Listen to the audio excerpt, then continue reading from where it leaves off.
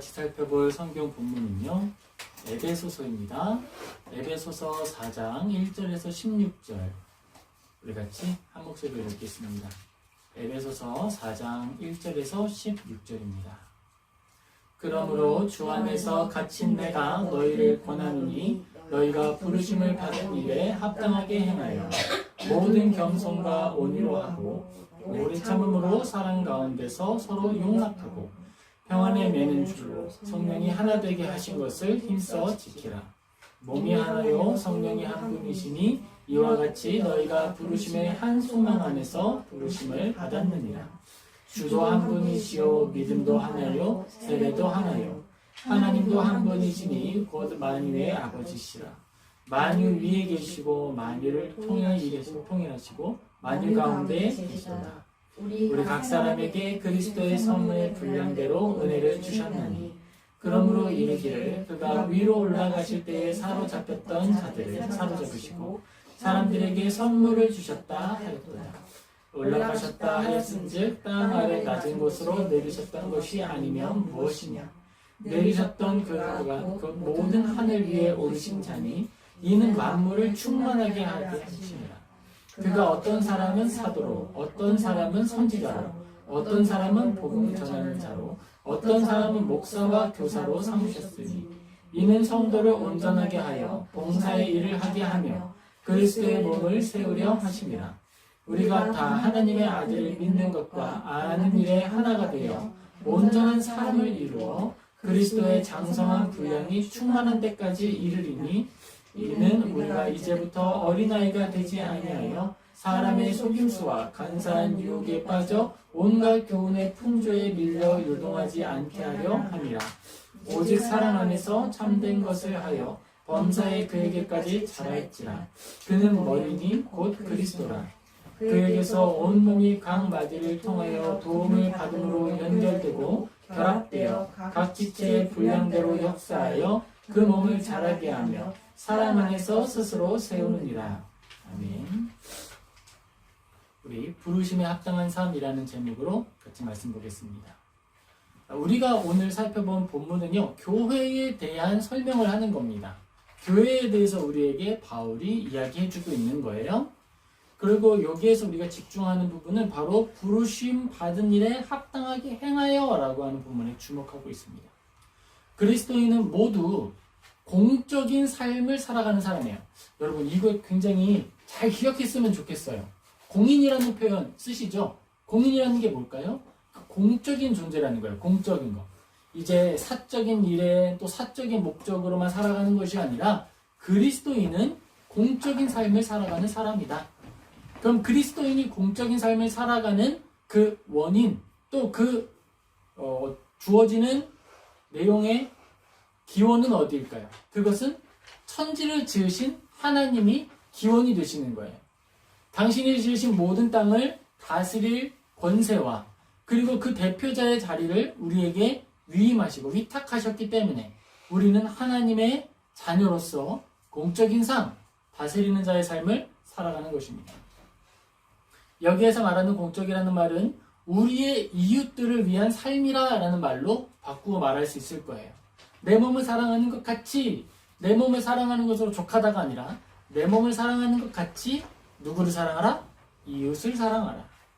그리스도인이 갖는 삶의 목적은 개인의 즐거움과 만족을 포함하고 있어요. 그걸 빼지 않습니다. 포함하는데 거기에 그치지 않는다라고 하는 게 의미 있는 것이고 공적인 영역인 거예요. 그것에 그치지 않고 나의 만족을 추구하고 나의 기쁨을 추구하는 것에 그치지 않고 우리의 이웃 공공의 영역에 기여할 뿐만 아니라 그들의 유익과 기쁨을 나의 것으로 취하여 포함한다. 이것이 우리가 갖는 삶의 특징입니다. 그리고 우리가 추구하는 만족과 즐거움의 특징이기도 하죠. 아주 개인적이고 사적인 것이 아니라 공적인 기쁨과 공적인 만족이다. 오늘 에베소서를 함께 살펴보면서 하나님께서 우리에게 기대하시는 삶의 모양과 내용이 무엇인지 확인하고 기쁨으로 소유하는 저희 모든 성도님 되시기를 예수님의 이름으로 축복합니다.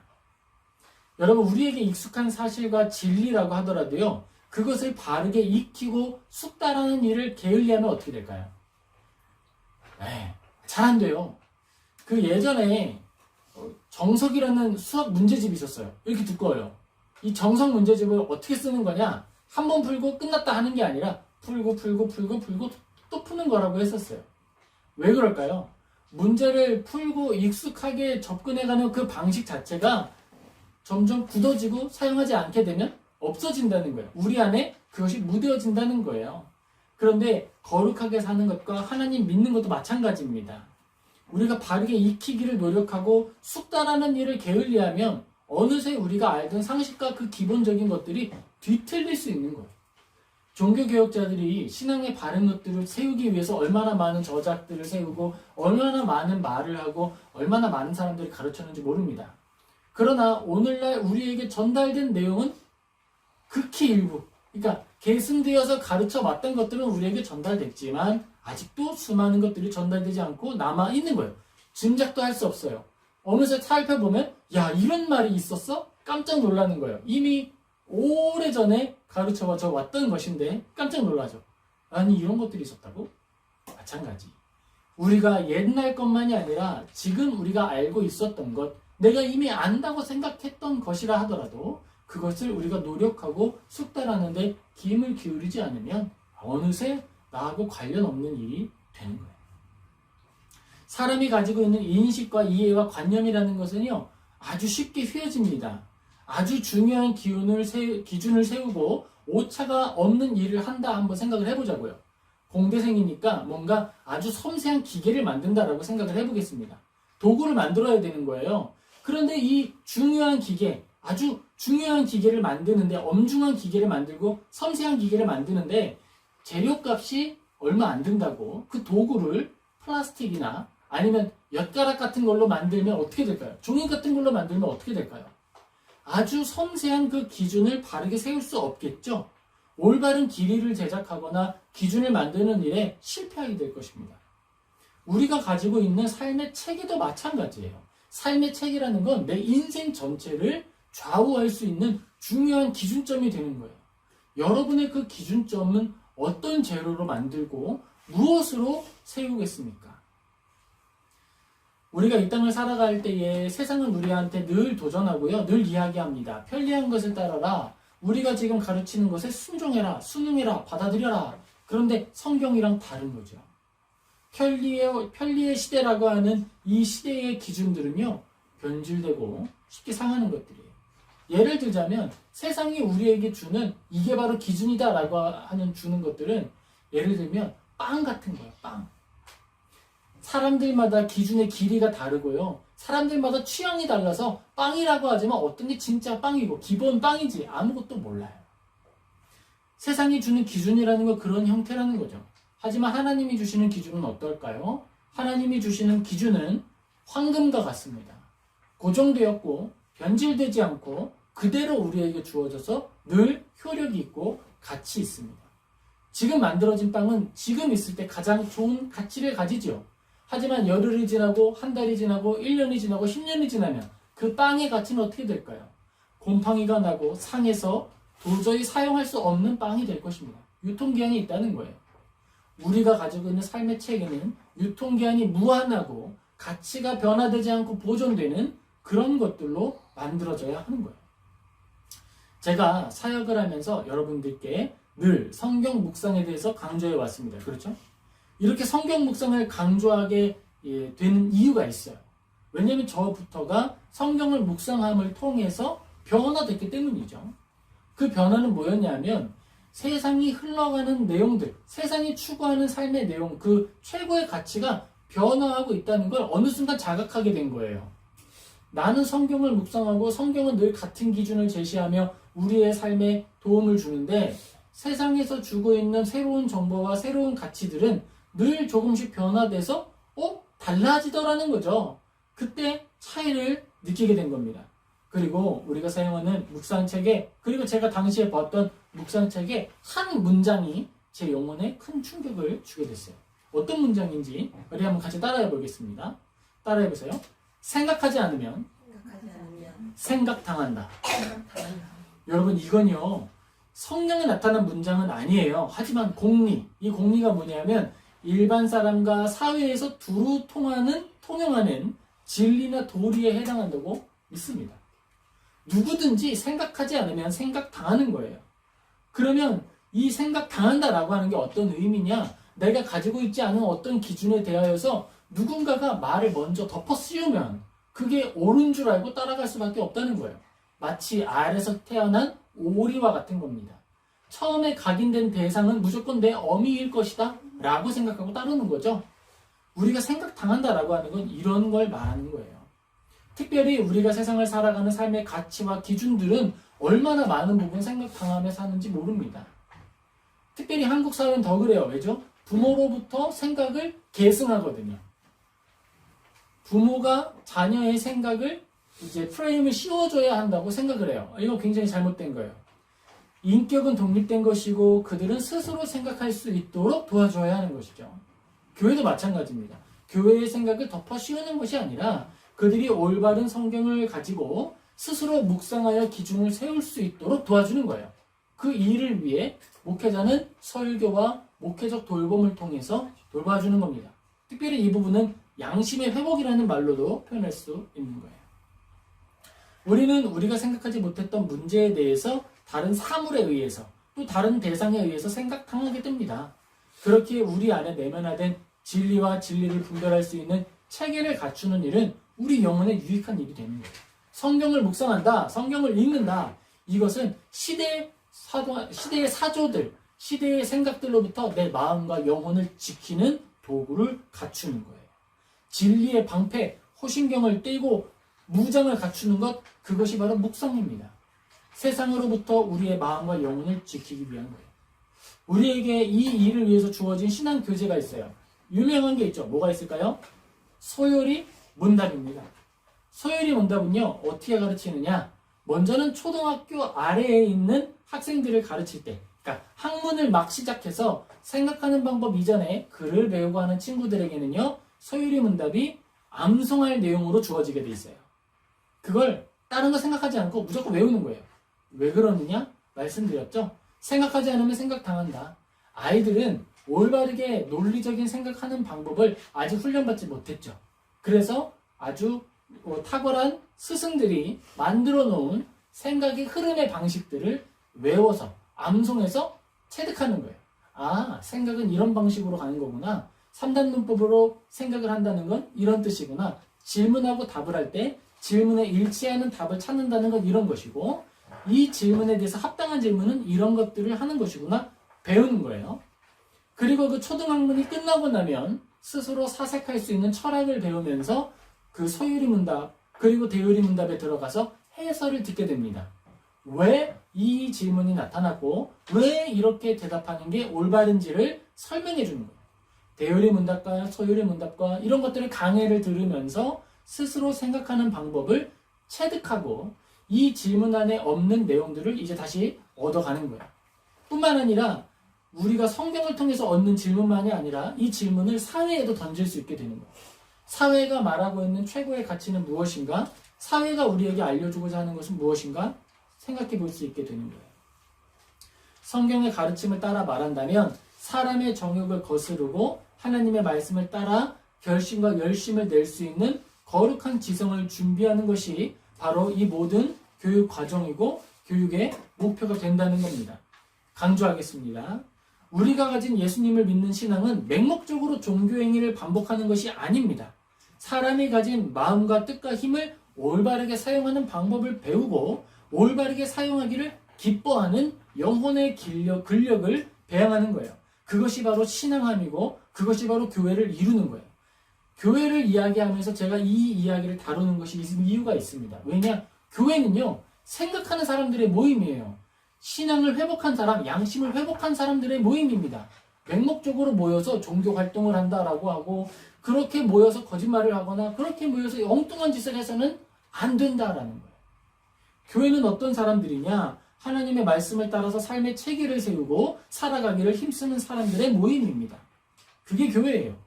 그렇기 때문에 교회에서 소유리 문답을 가르치고 대유리 문답을 가르치고 생각하는 방법을 가르쳐야 한다는 겁니다.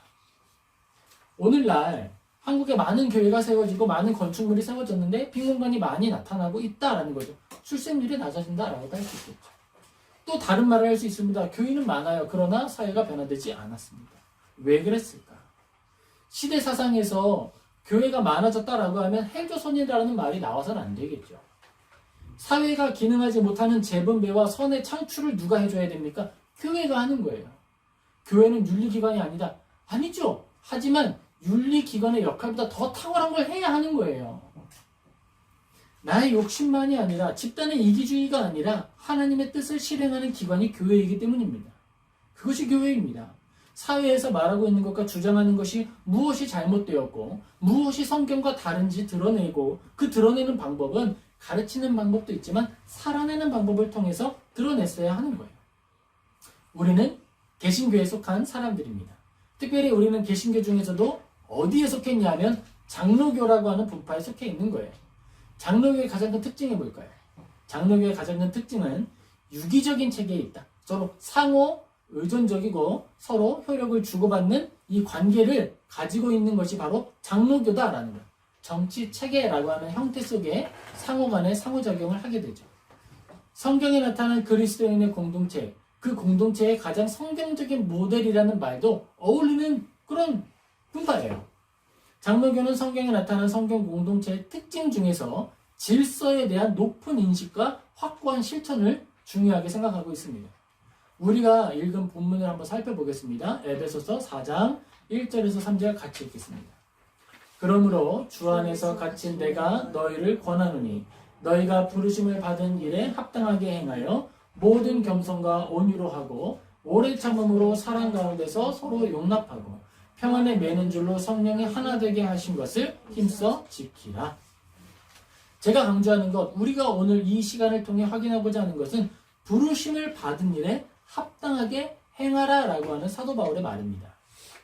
그 뒤에 이어지는 겸손, 온유, 오래 참음, 사랑과 용납, 평안히 애쓰는 것, 성령의 하나 되게 하심을 지키는 일은 부르심받은 사람으로서 합당하게 행하는 내용에 해당하는 거예요. 내용에. 그리스도인이 해야 하는 내용인 것이고 무엇을 해야 하느냐? 부르심에 합당하게 행동해야 한다라는 거죠. 교회가 교회됨으로써 가장 첫 번째로 생각해야 하는 것은 이거라는 거예요. 교회에 건물이 있느냐, 교회에 성도가 몇 명이 모이느냐, 교회에 찬양 인도는 누가 하느냐, 이런 것들이 아니고 그런 것이 중요한 것이 아니고 부르심에 합당한 것을 행하길 원하는가. 그리고 부르심에 합당한 삶이다, 또 행동의 실천 강령이다라고 하는 것들을 분별할 지각이 있느냐. 바로 이것입니다. 이게 없으면 교회가 당연히 이루어질 수 없겠죠. 이것이 없다면 사람이 많이 모이더라도 세상과 다를 바 없겠죠. 소금이다라고 스스로는 말하지만 소금이 될 수 없는 거예요. 짠맛이 뭔지 모르기 때문에. 여기서 말하는 의무는 수단이 아니에요. 오해하지 않아야 됩니다. 여기서 나타내는 의무는 사랑의 빚을 말하는 거예요. 이 사랑의 빚은 무엇이냐? 십자가를 통해 예수님께서 우리에게 주신 그 사랑, 그 사랑의 빚을. 예수님은 근데 그 빚을 우리에게 갚으라고 요구하세요? 안 하세요? 안 하십니다. 그런데 이 빚에 대한 갚고 싶다라고 하는 욕구는 어디서부터 나오는 거죠? 사랑에 감화된 나의 마음, 감화, 감동, 그 감동으로부터 나타나는 거예요. 감동은 언제 나타나느냐? 양심의 찔림으로부터 오는 거예요. 내가 모든 걸 받기만 했는데 이게 이래도 괜찮나? 여러분 그런 사람 있죠? 호의가 계속되면 불린 줄 안다. 여러분 이게 흐트러진 양심의 형태인 거예요. 본래 회복된 양심은 우리가 받은 섬김과 사랑과 돌봄에 대한 합당한 반응을 촉구합니다. 그러니까 그 사람이 나에게 요구하는 게 아니죠. 요구하는 게 아닌데 내가 그걸 하고 싶은 거예요. 그것이 바로 우리가 가져야 하는 합당한 마음이고 합당한 행실인 것입니다. 우리는 예수님께서 우리에게 주신 그 은혜를 값없이 받았어요. 누구도 예수님께 강요할 수 없습니다. 예수님 가서 십자가 좀 지십시오. 말을 하면 될 수 있어요? 없어요? 없어요. 마찬가지예요. 교회의 모든 직분과 모든 봉사 내용은 마찬가지입니다.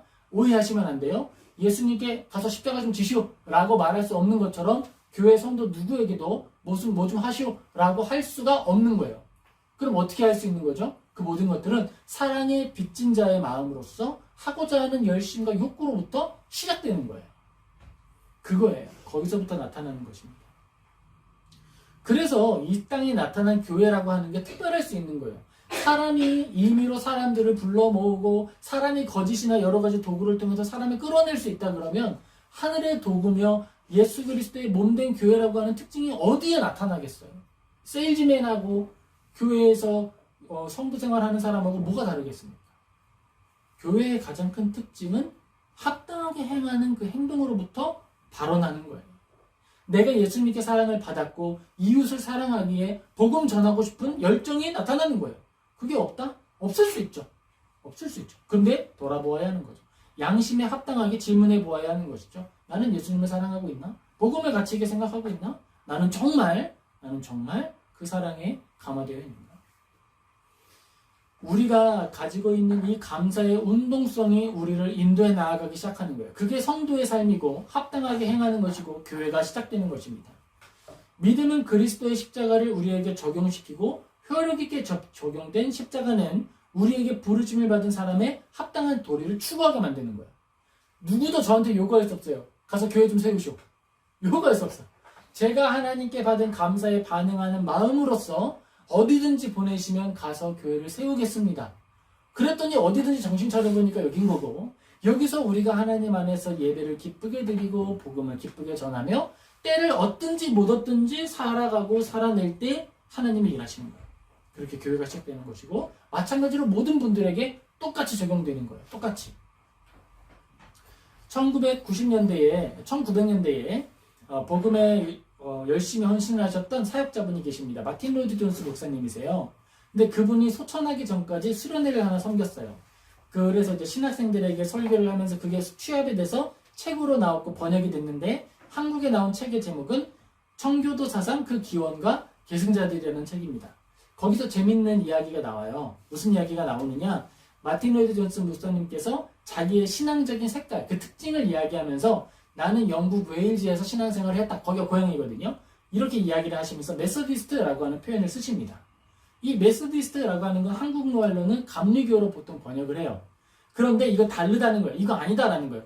마틴 로이드 존스 목사님이 쓰는 책 안에서 메소디스트라고 하는 이 어휘는요, 방법주의자를 말하는데, 이 방법주의자는 구원받는 방법을 말하는 게 아니라 은혜 받은 사람으로서 경건의 열정을 갖는 삶의 태도, 그걸 말하는 거예요.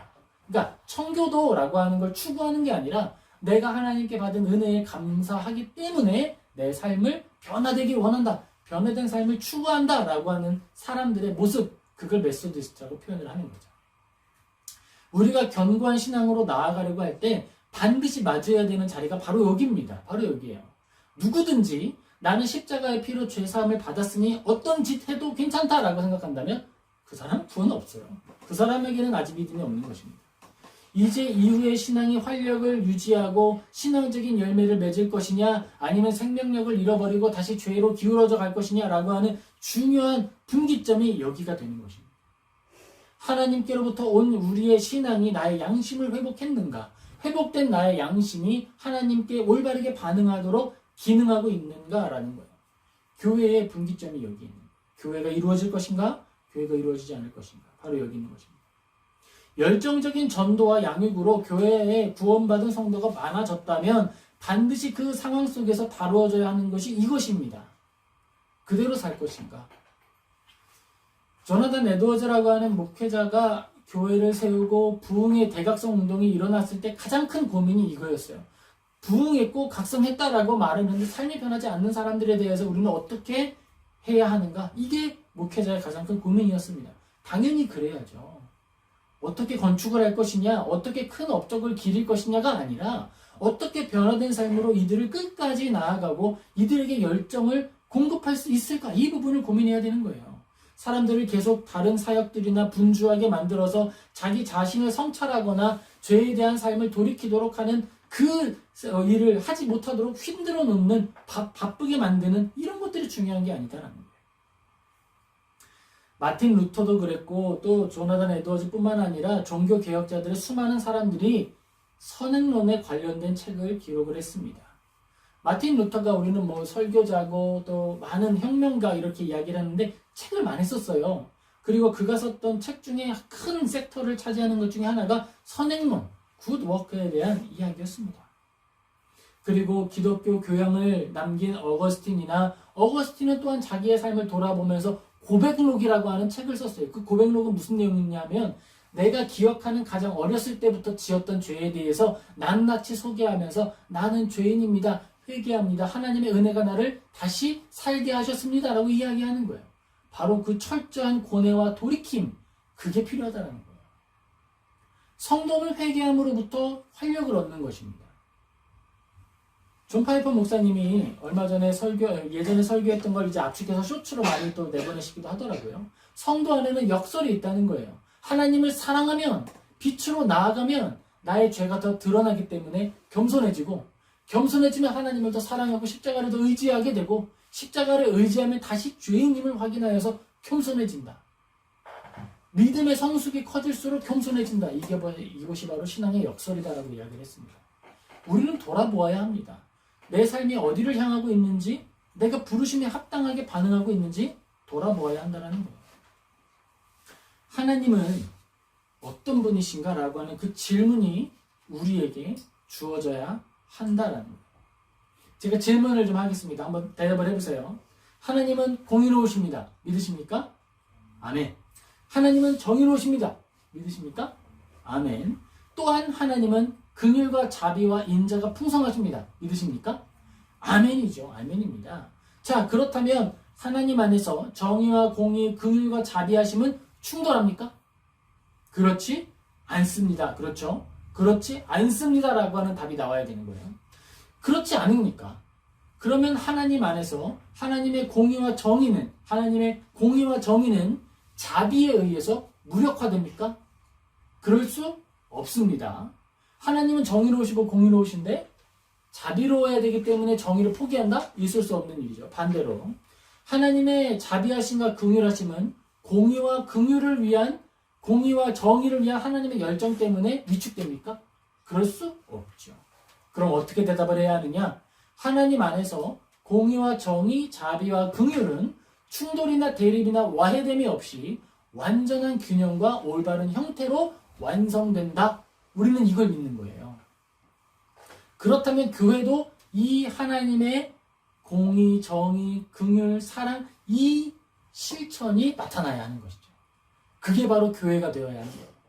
교회가 추구하는 정의와 공의와 자비와 인자가 서로 충돌함이 없이 존재할 수 있어야 한다.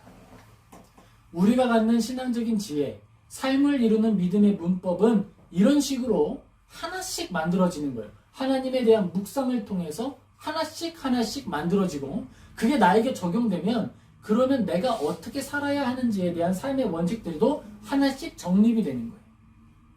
올바른 가르침이 우리 안에 왜곡된 생각을 바로잡고 교정하고 내 안에 황금이 되어서 기준을 제시하는 겁니다. 세상에 나타난 적 없었던 삶의 모습과 상황을 판단하는 형태를 우리에게 주는 거예요. 하나님의 말씀과 하나님으로부터 비롯된 진리를 토대로 생각하고 선택하는 사람이 되는 거예요. 조에이 비키와 마크 존스 목사님이라는 분이 교회를 위해서 청교도 신학이라는 책을 냈어요. 그 책에는요, 여러 가지 논문들과 좋은 글이 모여 있습니다. 그런데 그 중에 청교도 양심에 대한 설명이 포함되어 있어요. 우리는 기독교의 양심, 교회의 양심에 대해서 생각을 해야 합니다. 교회는 어떤 곳이냐라고 이야기를 할 때 이렇게 질문하면 올바른 질문이 되는 거예요. 그런데 교회 안에서 교회가 말할 때 사람은 모두 완전히 부패했다, 완전히 썩었다라고 이야기하지 않습니까? 그렇다면 사람에게 양심이 존재합니까? 질문할 수 있죠. 질문해야 합니다. 좋은 질문이에요. 그런데 장로교는요, 여기에서 이렇게 대답을 하는 거예요. 장로교는 사람의 완벽한 타락, 선한 것이 전혀 없다라고 하는 그 고백을 부정하지 않는다. 오히려 교회 안에 완벽한 타락과 부패가 있다는 사실을 인정합니다.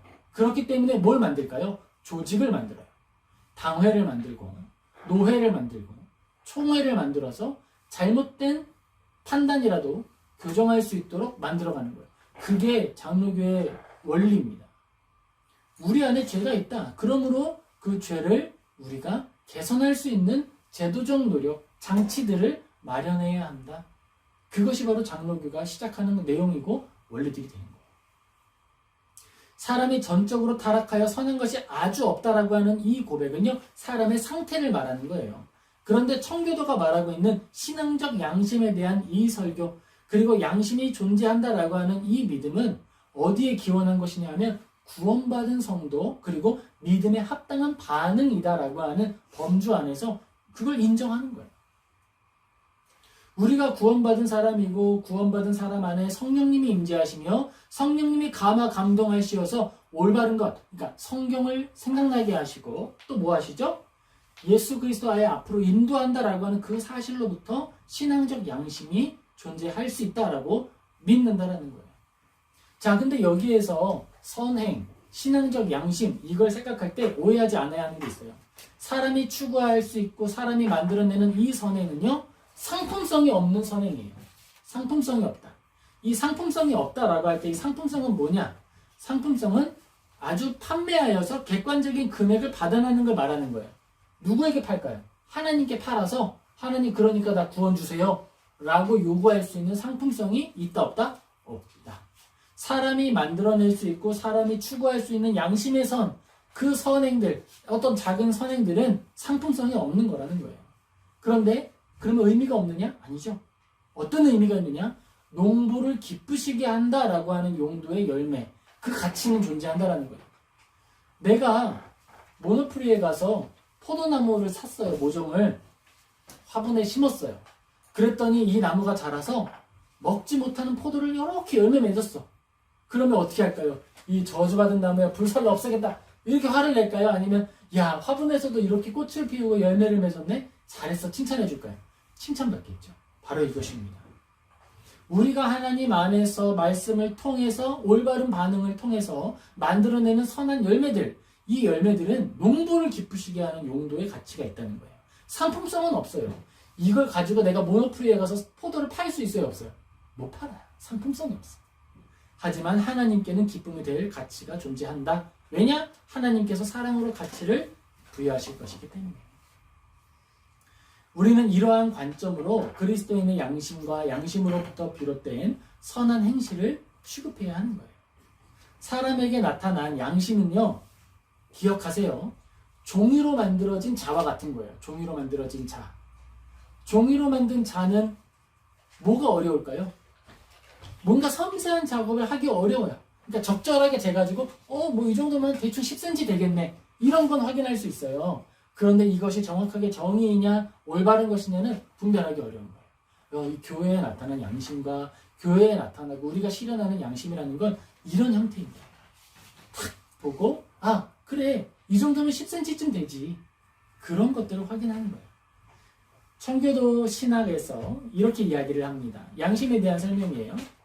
그렇기 때문에 우리가 갖는 사람이 갖는 양심에는 한계가 있기 때문에 오류적 특성이 있기 때문에 반드시 그리스도의 말씀, 그리스도와 말씀과 성령의 감화를 통해 검토되어야 한다. 만약에 우리가 가지고 있는 양심이 그리스도와 말씀과 성령님으로 검토되지 않는다면 그것은 파멸을 초래한다라고 이야기를 하고 있어요. 사람에게는 그럼 어떤 형태의 양심이 있을까요? 사람에게 있는 양심은요, 크게 두 가지로 이야기를 합니다. 먼저는요, 선한 모양은 있으나 진리에 이룰 수 없는 양심이에요. 두 번째는요, 파선하여서 구원에 관계없는 양심입니다. 그러면 선한 모양은 있으나 진리에 이룰 수 없는 양심의 형태들은 어떤 것이 있느냐? 두려워하는 양심이에요. 두려워하는 양심. 그러니까 양심 때문에 두려워서 어떤 일도 못하고 전전긍긍하는 거죠. 두 번째, 도덕주의자의 양심. 이 도덕주의자의 양심은 율법주의자의 양심이라는 말로도 비슷하게 표현할 수 있습니다. 세 번째, 꼼꼼한 양심. 꼼꼼하게 생각해서 막 분별하기를 원하는 거예요. 하지만 내용물은 없죠. 왜냐? 그리스도와 말씀과 성령님의 감화하심으로 교정되지 않는 이 세 가지 양심은 추구하고자 하는 열정은 있으나 올바른 결실은 없는 양심들이 되는 거예요. 무지하기 때문이죠. 자, 그렇다면 가장 심각한 형태의 양심은 무엇일까요? 우리가 세상을 살아가면서 분별할 때 우리가 가장 경계해야 하는 양심의 형태는요, 구원과 관계없는 뒤틀린 양심, 마비된 양심입니다. 이 양심은 뒤틀려서 본성의 빛과 빛의 가르침에 반대되는 죄를 꺼리낌 없이 짓는 거예요. 이러한 양심을 소유한 사람들은 죄를 물처럼 마십니다. 그리고 이들에게는 본성의 빛이 이미 소멸했어요. 그래서 이들에게는 죄가 드러난 것을 싫어하는 분노만이 존재합니다. 그러니까 죄가 나타났을 때 이렇게 하지 말아야 되지 하는 양심이 아니라 죄가 드러났다는 사실 때문에 화를 내는 그러한 불편한 마음만이 남아있는 거예요. 에베소서 4장 18절입니다. 같이 읽겠습니다. 그들의 총명이 어두워지고 그들 가운데 있는 무지함과 그들의 마음이 굳어짐으로 말미암아 하나님의 생명에서 떠나 있도다. 에베소서에서 교회를 설명할 때 교회 안에 나타나 있는 잘못된 양심들, 하나님의 말씀으로 반응하지 못하는 이들에 대해서 설명하고 있는 거예요. 신학자, 청교도 신학자 윌리엄 페너는 이렇게 마비된 양심에 대해서 설명합니다. 마비된 양심은 살아있는 지옥에서 하나님이 내리시는 가장 큰 심판이다. 마비된 양심을 가지고 살아가는 사람은 이 땅이 이미 지옥이라는 거예요. 이 땅이 이미 지옥이다. 사랑하는 성도 여러분, 우리는 무엇을 기준으로 생각하고 판단하고 있습니까? 우리가 살아갈 때에 생각하는 그 근거가 무엇이고 무엇을 목적으로 두고 살아가고 있습니까? 우리의 행동과 삶을 제한하고 적절하게 절제하려 하는 원리는 도대체 무엇인가요? 우리는 우리의 마음과 생각을 적절하게 다스릴 왕이 필요한 것이고 원칙이 필요한 거예요. 그리고 그걸 배우고 실현하는 것, 천국을 맛보는 곳이 바로 교회입니다. 그것이 바로 교회입니다. 우리가 성경에 기록된 하나님의 말씀과 기록된 말씀 속 예수 그리스도의 삶을 묵상하는 이유가 뭐예요? 그 모습이 나에게 나타나길 원하기 때문인 거예요. 그것이 나에게 나타나도록 내 삶을 내어드린다라는 거예요. 교회는 듣기 좋은 소리 하는 곳이 아니에요. 교회는 하나님의 말씀을 전하는 곳이에요. 에베소서는 교회에 대하여 우리에게 교훈하고 있습니다. 교회의 모든 사람은 예수님을 머리로 하여 예수님으로부터 다스림을 받는 사람이에요. 우리는 성령님의 역사하심과 감화하심으로 새롭게 된 양심을 따라서 생각하고 판단하는 사람들이에요. 장로교에서 중요한 것은 법이라 그랬습니다. 법. 이 법의 제1법은 뭘까요? 제1종, 1항. 그것은 양심에 대한 자유예요. 양심에 대한 자유. 장로교법의 제1원리인 양심의 자유는 이와 같습니다. 양심의 주재자는 하나님 뿐이시다. 그가 신자에게 신앙의 양심의 자유를 주사 신앙과 예배에 대하여 성경을 위반하거나 이탈한 인간적 교훈이나 명령을 받지 않게 하셨으니 그리스도인의 이 자유는 하나님이 주신 것으로 종교에 관계되는 모든 사건에 대하여 속박받지 않는다. 그러므로 모든 신자들은 각기 양심대로 판단할 권리가 있은즉 아무도 이 권리를 침해하지 못한다. 아멘. 이것이 바로 장로교의 시작이고 교회의 시작입니다. 그렇기 때문에 우리 안에 올바른 양심이 세워지는 성령님의 부르심이 올바르게 있어야 하는 거예요. 이게 없으면 장로교의 1원리도 세워질 수 없고 교회가 세워질 수 없는 거예요. 법을 세울 때 법의 근원이 양심의 자유로부터 세워졌는데 내 양심이 뒤틀어져 있고 내 양심이 성경으로 교정받지 않는다면 어떻게 이 법이 세워지고 교회가 세워질 수 있겠습니까? 전혀 불가능한 일이 되는 거예요. 장로교는 성경을 따라 나타난 교회 공동체라고 말씀을 드렸습니다. 장로교는 사람의 완전한 부패함을 전적으로 신뢰하고 있어요. 그렇기 때문에 개인의 판단이나 결정에는 하나님의 보호하심이 없이는 오해나 오류가 나타날 수 있다라고 하는 걸 인지하고 있는 거예요. 그러면 어떻게 해야 하느냐? 그렇기 때문에 교회는 직분제도와 노회 총회의 의사결정 기구를 적절하게 유지하고 활용하여서 사람의 선택이나 생각들이 선하게 나아가도록 노력하는 거예요. 여기에서부터 에베소서 4장 11절에서 14절의 설명이 이어지는 것입니다. 같이 읽겠습니다.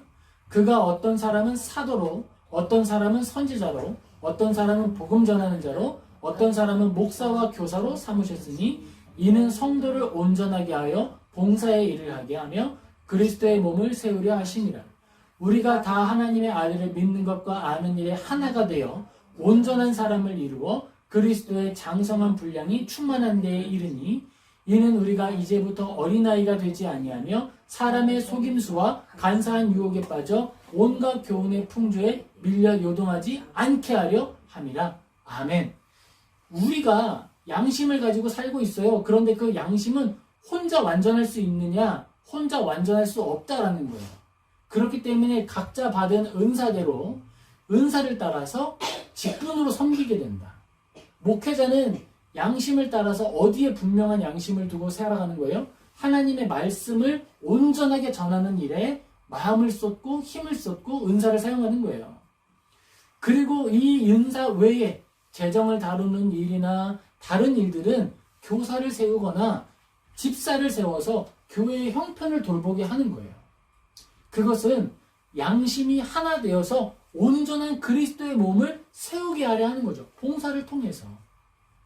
온전한 사람을 이루기 위해서 공동체를 이루는 것입니다. 혼자 완벽하고 혼자 다 할 수 있으면 혼자 교회하고 혼자 다 하죠. 그게 아니라 장로 교회 안에서는 그 모든 것들을 분할하고 은사에 따라 나누고 그것들이 상호작용한다 말씀드렸죠. 상호작용하여서 선을 이루게 한다는 거예요. 다 할 수 있죠. 혼자 다 못하는 거 없죠. 다 혼자 할 수 있어요. 계산도 혼자 할 수 있고 모든 거 다 하죠. 하지만 그것을 좋아하지 않는 이유는 무엇이냐? 함께하여서 그리스도의 장성한 분량이 이룬다는 사실을 믿기 때문에 우리가 함께하는 거예요. 그것이 바로 교회의 모습이다라는 것입니다. 그런데 우리가 이런 직분에 대한 내용을 이야기하면서 성도의 가장 기본이 되는 양심의 자유, 그리고 그 양심의 근원이 되는 말씀에 합당한 반응, 이거를 이해하지 못한다 그러면 교회가 당연히 세워질 수 없고 직분이 온전히 수행될 수 없는 것이죠. 교회의 각 직분과 교회를 섬기는 각 지체들이 기억해야 할 것이 있습니다. 그것은요, 우리가 맡은 그 역할, 교회의 벽돌 한 장이 되어 어우러지는 일, 그 일을 통해서 우리가 예수님의 완전한 분량에 이르도록 부름받는다라는 거예요. 초대받는다라는 거예요. 내가 섬기는 하나의 자리가 나를 예수님의 모습으로 바꾸는 통로가 된다는 거예요. 복의 통로가 된다는 겁니다. 같이 읽겠습니다. 오직 사랑 안에서 참된 것을 하여 범사에 그에게까지 자랄지라. 그는 머리니 곧 그리스도라. 그에게서 온몸이 각 마디를 통하여 도움을 받음으로 연결되고 결합되어 각 지체의 분량대로 역사하여 그 몸을 자라게 하며 사랑 안에서 스스로 세우느니라. 아멘. 교회 안에서 나타나는 직분론의 원리와 복의 통로가 된다라고 하는 근원이 여기 있는 거예요.